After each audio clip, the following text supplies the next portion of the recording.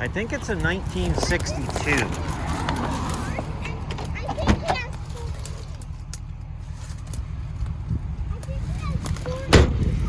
You think he has 14 cars? Probably. Right, so there she is. We just dug her out of the weeds. 1962 Ford Falcon. You guys ready to rock? All right. Hey there. So a couple people have asked me about this Falcon, what I was going to do with it, and I just rescued this thing. I wish I would have started videoing earlier, but I just rescued this thing out of a field where it was basically rotting. And it's a 1963 Ford Falcon Futura. The body's pretty good. I mean, it has some hail damage and stuff like that, but it's not too bad. I already kind of drug it into the garage here. I wish I would have started videoing before I did that, but nevertheless, it's in here. It's a pretty straight car. I mean, it's got some rot. You got the old floor vents down there for you. The interior's not too bad. I sucked out a level 10 mouse house out of it already. I actually thought it would be kind of cool. I wasn't really looking for a Falcon, but I thought it'd be kind of cool because it's got the bench seats, and you know, I have a bunch of kids, so I thought that would be kind of fun to drive around in this. And it's a two-door, so I thought, why not? It's got the really small inline six in it. It's the 144 cubic inch, I think, inline six, and I had been told that it would start, although it's been quite a long time since it's actually been started. Hold on a second. So I apologize for the quality of this video. This is really more for a couple of my buddies that wanted to check some of this stuff out. I am no good at editing. You're gonna hear my kids in the background yelling and all kinds of stuff, and I apologize, but that's just how it is around here. I'm gonna be working on this in between my full-time job, my 4 kids, and all the other craziness I have going on around here. So this has got the 144 cubic inch straight six. It will fire with a little bit of ether. I took a couple seconds and filed on the points for a little bit, and she will fire off. I'll start it here in a minute, see and show you that it actually does run. But I'm going to be doing an engine swap in this. And originally I wanted to do a TDI swap because I have experience with the Volkswagen TDIs, and I thought a diesel would be kind of cool in here. But I have a Ford Ranger, like a 1990s Ford Ranger, and this thing screams 90s. It's got like the pink and blue graphics all on it and everything. I'm going to be putting that TDI motor in that Ranger, I think. So I know the Ford guys are going to flip their lids, but I also wanted to learn Holley EFI really bad, and I have an LS motor that I'm going to put in this. So I wanted to go with a V8. I really wanted to go with a diesel, but I'm going to go with a V8, and I have an LS 5.3 motor that I'm going to tear down, go over it. And for me, I definitely didn't want something naturally aspirated, so I got a little turbo here. I got a GT35 with a T3 flange, and we're going to stuff that V8 in there and hopefully not chop this car up. I'm going to try to keep the strut towers in here, maybe flip the manifolds up, run the exhaust over here somewhere, put the battery in the trunk, and get the turbo going. And I have a 4L60E transmission that I'm hoping I'm going to be able to get to work in this thing. I do not know my GM transmissions very well, but we're going to try it. Hopefully I don't blow it up. The main reason I'm going with the LS is because eventually I want to stuff that LS in a different vehicle, but this will give me the ability to shake it down and get it to work right, and hopefully figure everything out with it, and then maybe swap this with something else. I'd really like to do like an EcoBoost swap maybe, or a Coyote motor, but the truth is they're all really expensive compared to an LS. LSs are basically free compared to some of the others. I could also consider doing a 302 in it, but if I go with a 302, I was probably going to go carbureted, And if I go carbureted, I will have trouble doing a turbocharger or supercharger unless I go with a blow-through setup. And honestly, I'm just not that familiar with them. So I kind of thought this would be a cool car to do what I want with. It is 3 on the tree. I'm gonna have to convert that to floor shift. The main reason I'm going with an automatic is because I have a daughter who's going to soon, not soon, but pretty soon, she's gonna be at driving age. She thought this car was really cool, and I'm gonna set it up so that she'll be able to drive it. And I'm gonna teach her how to drive manual in one of my VWs, but I don't think she'd be really doing real great in this thing with a turbocharged V8 stick when she's like 16 years old, so that'd be pretty bad. The cool thing is it actually has the owner's manual in here, and it's kind of wild to see all the stuff that they have in here. Like, these are accessories: AM radio, mirrors, lap belts, windshield washers, backup lamps. I thought that was kind of funny. Then I was actually flipping through this earlier, and I thought, like, one of the funny things is that they would never show you in a manual today is, like, if your engine can't be started normally, a push from another car will usually get you going. It basically tells somebody to push you at 25 miles an hour and then slam the thing into go and fire it up, which I thought was pretty wild. Back to the engine swap though. Again, I'm gonna go with something with fuel injection. I have been watching a lot of videos of people with the Holley EFI. I think I'm gonna go with a Terminator X Max so it can control the transmission. It's something I really wanted to learn the computer side of. I'm way more familiar with diesel engines. Some of you might have saw, we just had my 6.7 Power Stroke in here. We just pulled the engine out of it, did a bunch of work on that and put it back in. I'm real familiar with TDIs and also like the older Cummins engines. Like my skid loader has a Cummins 4BT in it. I would love to have a 4BT for this, but the problem is they're crazy expensive these days. I don't know if I can get a 6BT in it. Either way, I got rid of a 6BT not long ago, and I really wish I didn't. I just think they're great motors, tons of potential, but people want gold for them these days. So we're gonna try an LS. I'm gonna skip around in this video a little bit. It's just gonna be some clips that I'm gonna string together, so please don't kill me on the editing, because I'm sorry, I'm not a professional. But yeah, that's the whole idea, and I'm gonna try to bring you along as I work on this thing. And yeah, enjoy. If you have any questions, feel free to comment or message me or whatever. Unless you're like, oh, how are you gonna put a Chevy in a Ford? Because I don't care. I'm not brand loyal, and if I knew better, I would do something better. Or if I had money, I would do something, completely different. But I am working on a shoestring budget here, doing something for fun, and yeah, you want to do it in your car? Go nuts. I thought I'd first start off just by showing you that this old dinosaur actually does run. I believe this car was parked back in '82, but a buddy of mine drug this out of a field, and it lived in his field for a while, and he's like, yeah, it runs. So this is my fancy dancy gas tank here, Fram filter. Ugh. And it's a single carb, super simple. I got my Lone Wolf 6000 hooked up here so I can try this on my own. Did I turn the ignition on? I already forgot. Yes, I did.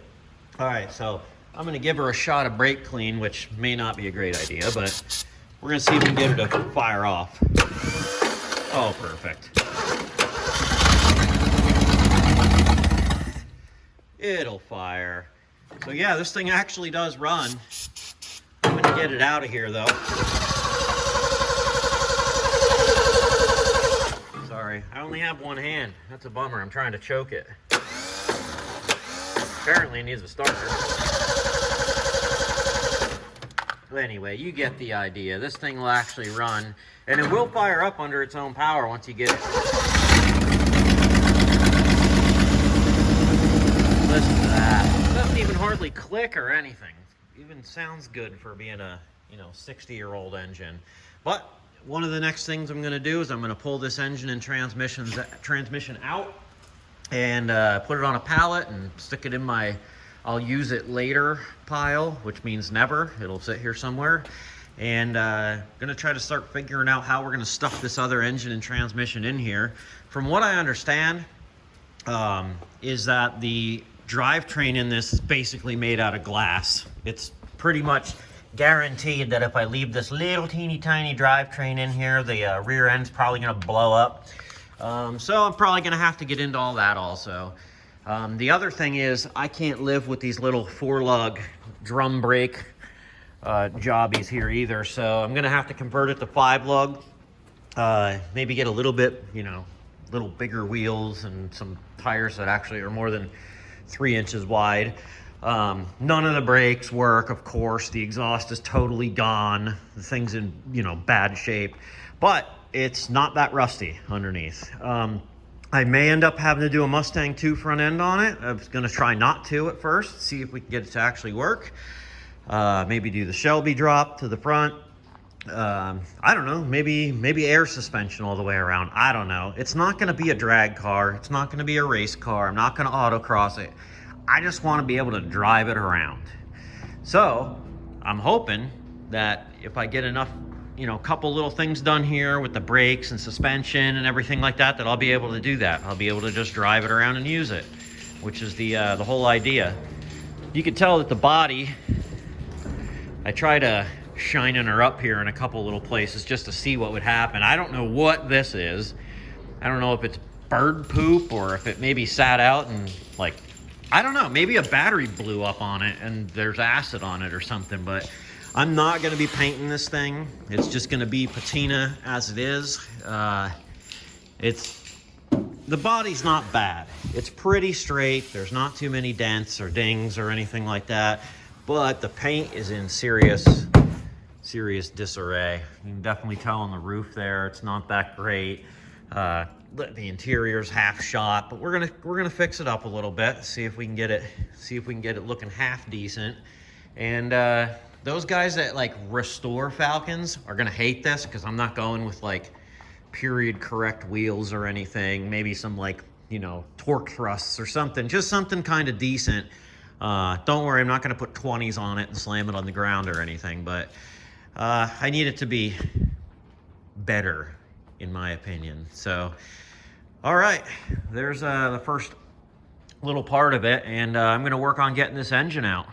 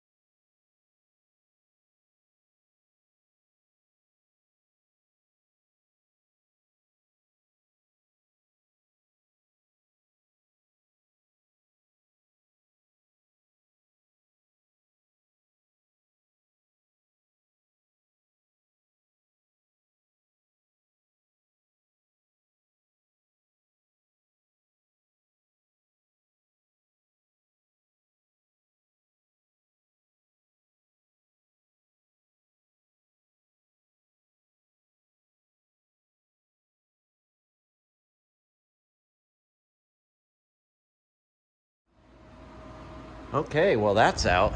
That is quite a long engine.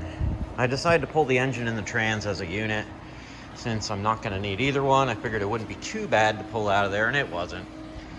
But now we got lots of room for activities. So now that I see this bay empty, I feel a lot better about trying to jam that engine in there. The biggest thing is gonna be these humps, these strut towers or whatever they are. And I hope this thing can take the torque from this engine. I mean, they made these with a V8 later on down the road, but I believe they had actually strengthened some of the unibody to support that. So no doubt I'm gonna have to do that as well. But there we go. The engine's out, transmission's out. I made a mess. Now I gotta clean that all up. But there she is. 144 cubic inches, a straight 6. I do love a straight 6. It's just unfortunate that this thing only makes like 75 horsepower or whatever it is, because they are good engines. If I was in Australia, those crazy Aussies do those Barra swaps. That's where it's at. I wish I could get one of them because those things are awesome. Okay, let's see what's next. Well, that escalated quickly, didn't it, Lena? But the engine looks absolutely excellent inside so far. That's a lot of electro-digitals we had to pull off of there, isn't it? Wait, Daddy, look. This looks like Lucky Charms. Lucky Charms? Yeah, that does look like Lucky Charms, doesn't it? Ah, I made a mess. Just keep taking bolts out until it comes apart, right? So as of right now, it's a pretty big mess. I have this 5.3. I just started cleaning it up and started ripping all the stuff that I don't need off of it. I'll show you over here in this big heap. This is all the stuff that I took off of it that I don't need. Of course, eventually I'm probably going to need injectors and coil packs and some of the miscellaneous stuff. It's got the truck intake. I don't know what I'm going to do with that. I may end up having to use the exhaust manifolds to make some kind of turbo thing that's going to fit in this, but I'm not 100% sure. Right now I'm sucking the oil out of it. I have it to the point where I've had the valley cover off and I've taken a look inside the engine, and so far everything looks to be pretty clean. Everything looks like it's in good shape. I don't know how long it sat there with some of the valves open, so I'm hoping that everything looks good inside. I'm gonna have to pull the cylinder heads because I'm gonna put a slightly better head gasket on it. I want to take a look at the pistons, and unfortunately I'm probably gonna have to open up the ring gap a little bit if I want it to survive with a turbo. This is just a street car, so it's not like I'm gonna be drag racing it or anything, but this is really my first dive into a Chevy. The LS platform seems to be the easiest way to go. They're a dime a dozen. They're pretty cheap. Right now I'm gonna be sucking the oil out of it. I wanna take the pan off. I'm gonna have to go with a lower mount pan, something that will clear the car it's going into. I've also got a 4L60E two-wheel drive from an S10. I might give that a try. We'll see how that goes.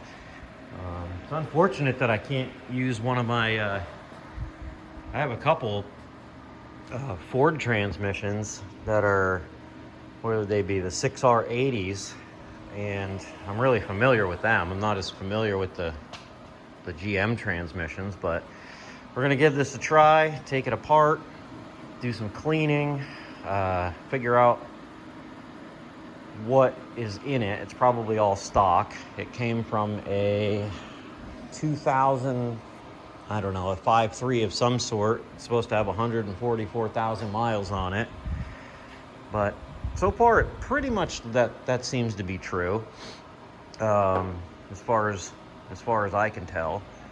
But we're gonna take it apart, pull the cylinder heads, take a look at the pistons. Hopefully it won't be a fight to get the pistons out of it and open the ring gap. I really didn't want to go that far into one of these. I probably would have gone with maybe a Ford engine that I was more familiar with if I had known I was going to do that originally, but now I'm committed. I have this engine. We're going to try it and see what goes on. I think it's from a 2000 Avalanche, but I'm not 100% sure. I bought it from a local dismantler here, about an hour away. The guy had about 20 or 30 of these things laying there in a pile.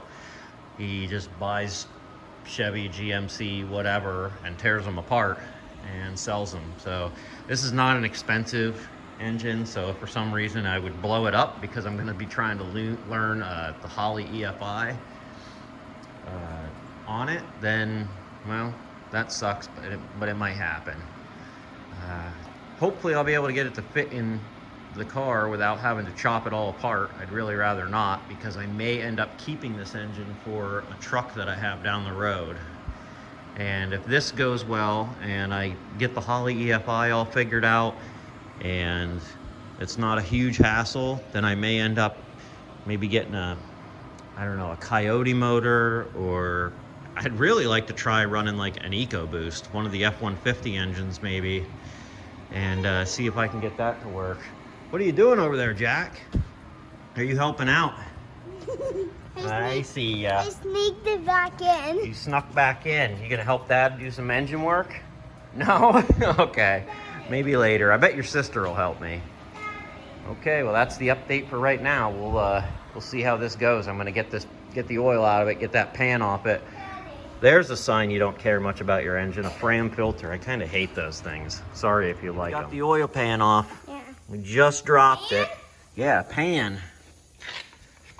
There she is. Well, I thought that was crap in there, but it's really just part of the casting. I guess that'd be about typical sludge for an engine with 140-some thousand. There's quite a bit down in there. Hopefully this guy changed his oil once or twice. Well, we'll see. It doesn't look too bad. The question's gonna be, how does it look up inside? So I guess we're gonna have to roll it over, take the windage tray off, and see what everything looks like inside. Right, bud? Yeah. Yeah. So I just set my phone up here. I don't know if this is gonna even be usable, but I thought, while Jack's over there working on his, I'm gonna start taking this windage tray off. And then maybe we could show you what it looks like. What's up, buddy? Can you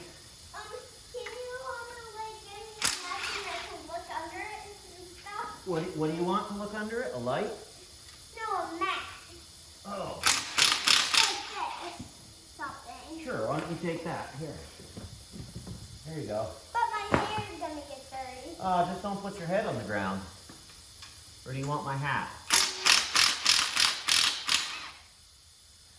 I've never actually taken one of these trays off on an LS. Mostly because I've never worked on an LS. So, that's kind of cool. I imagine I gotta pull this, I bet I have to take the pickup tube out of there, don't I? I'm guessing that I do. Which means I gotta take the front cover off maybe? No, it's just held in with one little bolt up there. That's overkill. Let's see. Hi. Hey, Daddy. Hello. Okay, there's that bolt. Hey, good job, buddy. Some gas is leaking on there. It is? Yeah. Okay. There's the windage tray. This is a 10. There's the pickup. Let's take a look under here and see what we got. Huh. Okay. That looks pretty good. There's some gas leaking under there. There is? Yeah. Oh, brother. Well, I can see quite a bit of cross hatching and everything, so I guess that's a good sign. I'll bring you over here. We'll take a look. All right. So looking up in there, this is very hard to hold my phone and show you. But up in the pistons, up in the cylinders, I can see some pretty good mirrored cross hatching, and I don't know, so far things look pretty good. I'm just sort of holding the phone out in front of me, so I hope you can even see that, but maybe I can flip this engine over and we'll take a look at it. So stand by, let me see what we can do. Now we're getting somewhere, eh, Jackie?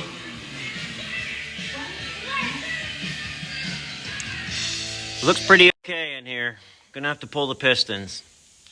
That way I can get those ring gaps figured out. A real quick update. I pulled one of the first rod caps and they look pretty good. I'm not seeing anything on here that I'm super worried about. They're a little bit dark up here. Maybe they saw some heat, but they're not all brassy looking, which is what I was sort of afraid of. But I'm probably gonna have to pull the pistons anyway since I want to open the ring gaps a tad. And I don't know. We'll see what the other ones look like to see if I put bearings in it or not. Okay, I bet you're all tired of me talking about ring gap, and I'm actually tired of doing it. So I'm no professional machinist or anything like that, but I'm just doing them one at a time and getting my ring gap set. Looks like I'm getting real close to being done here. I'm setting each one of them to 28 thousandths. That seemed to be a safe number. From the factory, they were about 23 to 24 thousandths. So I figure if I plan on boosting it, that should give it a little bit of wiggle room. Hopefully I don't have a whole bunch of blow by and everything, but I'm over here trying to clean everything out. The oil rings, like, they have a lot of junk in them. This motor's showing its age a little bit here. I'm not quite sure if I'm going to replace the bearings in it or not. I'm going to ask somebody who knows more than I do, based on the condition of them. There does look like there's been a little bit of something go through them. They feel real smooth and they don't really have much brassy color to them. That's mostly just oil. But I don't know. I'll let you know when I'm done with this, because this is really tedious. It's easy. It's not hard, but it's very tedious. Also, I would recommend maybe not buying the cheapest ring filer that Amazon can get you in one day, because it's not the greatest thing. So, okay, check back in a little bit. Can I show you it over there? You found something you like in the auto parts store? Yeah. Amazing. Come on, buddy. Where we go? This is getting boring. So you're doing the... I did that right there. Oh, that's okay. That's no big deal. This is the rust converter, right? Yeah. So we're gonna paint this on the rusty engine, and then Dad went to AutoZone today. I wanted to come, but I was at school. What could you possibly want at AutoZone? Candy? Candy.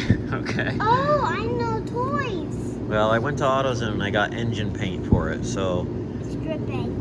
that's okay. Don't worry about it. Once we get this done, we're gonna primer it and paint it. I think just black. Paint on the edge. Yeah, you're doing good there, but mostly get it where it's brown. Mostly where it's brown is where we want that stuff on there, okay? It is brown down. Yeah, I know.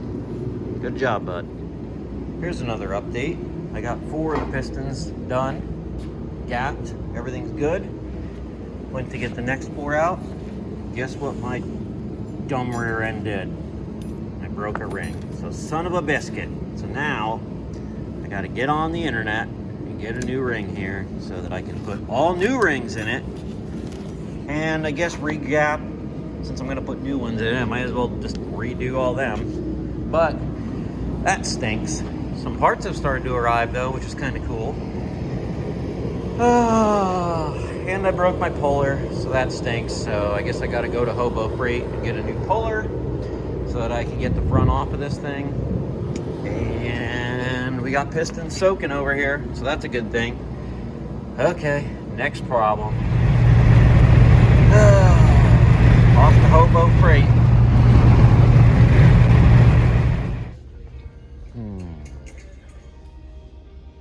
What are the odds we break a $22 Chinesium puller?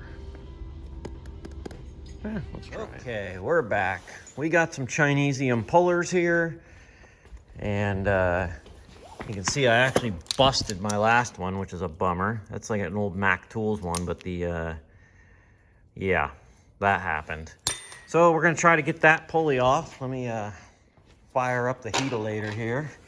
By the way, these are really, really great. I used to heat my shop with, pardon the gigantic mess, but I used to heat it with one of these big things, which these are awesome. They put out a ton of heat, but they're really loud. So if you're in here with somebody, you're like screaming over the thing. These are pretty awesome because they work inside, they work outside. It actually won't blow the flame out outside. And they're radiant heat, so if you're anywhere near this thing, you're gonna get pretty hot. And if you stand in front of it too long, you will catch your pants on fire. Ask me how I know. Actually, I have a cool clip of that. Maybe I can throw it in here if I can find it from my surveillance in here. You can actually see me and my buddy talking, and then my pants catch on fire. It's pretty funny.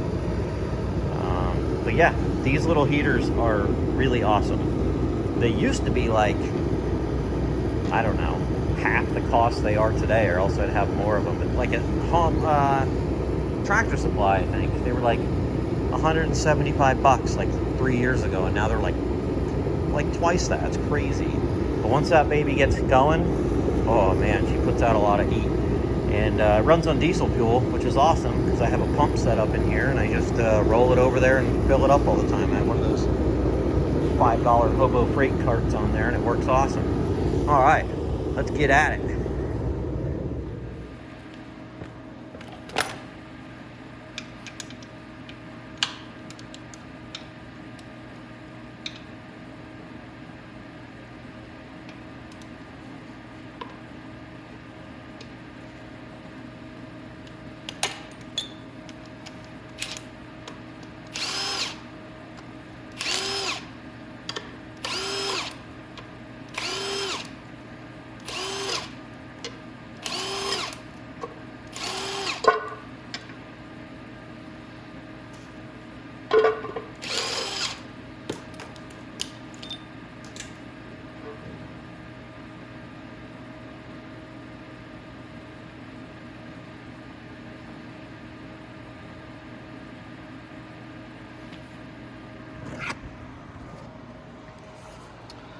So there you go. I guess that's our oil pump, cam gear.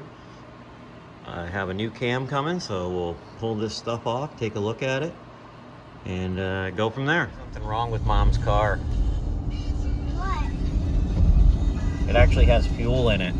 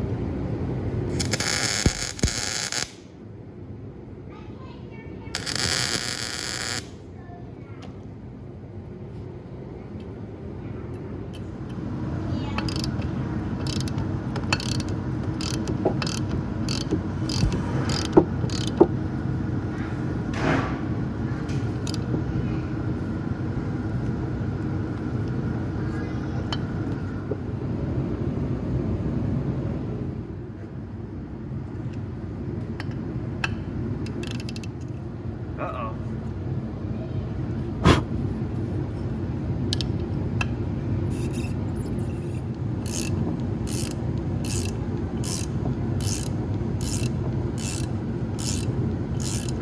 We got some presents in the mail today, boys. Bunch of gaskets, seals, O-rings, crank bolt, new springs from Texas Speed. Got the Chopacabra cam, head studs, spark plugs, filter, head gaskets, valve spring or valve seals. I'm putting everything in the back of my wife's car so that she can drop the cylinder heads off at the machine shop down the street and have them do the springs, clean the heads, make sure they're all good spec wise, and throw the valve seals in while we're at it. I really mostly am just taking them there because I want them cleaned, but I figure might as well have the pro do it, right? Now I got all the help I need. I got Jack the ring filer going, right? Does it look good, buddy? Is it getting shiny? How your edges look? That's very shiny. Oh, perfect. Only about 400 more turns to go and you got her. Do they fit perfect? Yeah, it's perfect. Oh man, good job, buddy. Okay, well, I had some parts come in. I got my rings, I got my rod bearings. I decided to change the rod bearings so they look all fancy and nice now. I just put all my new rings on. I gapped all the rings. Everything's pretty much ready to go with that. Getting ready to install my pistons here. While I was at it, I decided to give it a quick brush hone and honed each one of the cylinders because they were just a little bit too shiny for my liking. I thought, I'm in there, I might as well do it. So I have my my short block pretty much ready to go here, and I'm gonna wait till I get the pistons in to pull the cam and change the cam. I got quite the table of stuff that came in. I got a front sump oil pan we're gonna try out. I got new push rods. I got, what is that, head studs, head gasket. I bought the Texas Speed Chopacabra cam, a bunch of miscellaneous bolts and seals and whatnot. I decided to go with a pan like this because it actually has inputs and outputs for like trying to get my turbo stuff all plugged up. But we're making progress here. I have quite the disaster going on, but my pistons all look real nice and my rings are all gapped too. I went with 28 thousandths based off of that Big Bang video I watched from Richard Holdner at West Tech. And okay, let's get some pistons in here. We'll keep on moving.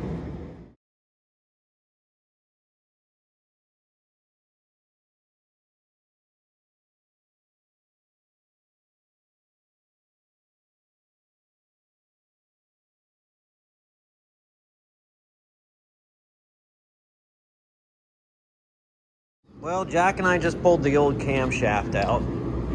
It doesn't look too bad, but the bearings, the cam bearings, do not look great. I was a little unsatisfied with how sort of scored up they are. They don't look terrible, but can I see the light, buddy?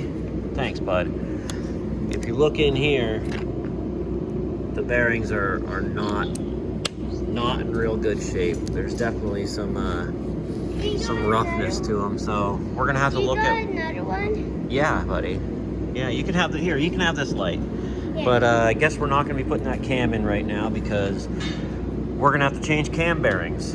On a more positive note, though, the short block, the upper rotating assembly, and everything is all in and looks great, and had no problem getting everything back together and torqued down to spec. And shoot. Looks like we're gonna have to get cam bearings. Well, that's kind of a bummer. That's sort of where I'm stuck at a standstill here while I'm waiting for parts. I'm gonna have to figure out how to get these cam bearings out of here. Thank goodness for YouTube. I'm sure that I can come up with a bearing puller or maybe buy one, I guess, or something. Or put a call out on social media and see if any of my buddies have one. But it looks like now we're gonna be waiting for parts. Got a lot of stuff going on up here. Some little things I can do, but that's really all I can do in the 3 or 4 days I've had off here. So, Project Falcon. There's part 1, I guess, while I go get the things I need. So, feel free to give me any suggestions if you know any. So, all right, thanks. Take care.